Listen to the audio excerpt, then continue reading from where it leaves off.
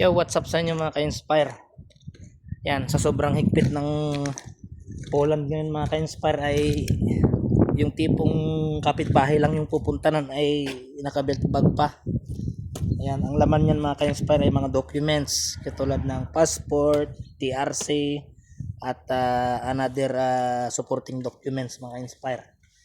So malapit, pupunta lang kami doon kay Laparing iyan kasi makiki-birthday kami. At buwan na ng April mga ka-inspire, pero tinayo pumapatak-patak pa rin ng snow. Ayan, nag-snow pa rin, oh. Ayan. So hindi basta-basta mga ka-inspire lumabas, hindi basta-bastang gumala ngayon na lalabas ka, hindi katulad ng mga panahon ng 2018, 2019, 20, 21, 2022 ay kahit na gumagala ako noon, no? Kung mapapansin ninyo sa aking YouTube channel, puro explore yung aking mga upload videos doon. At yung mga gala ko na yun ay kahit hindi ako magdala ng passport ko, ng TRC ko.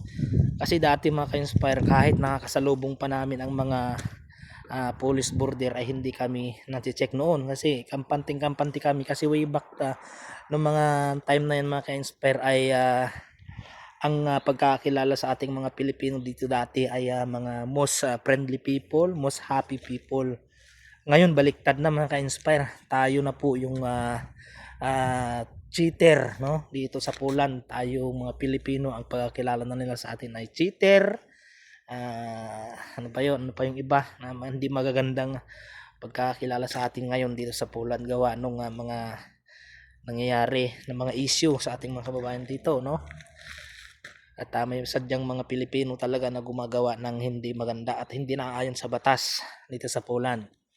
So nakakalungkot lang mga ka-inspire na yung dating magandang lugar kung saan ang mga Pilipino ay kinikilala ngayon ay nagbago na, no?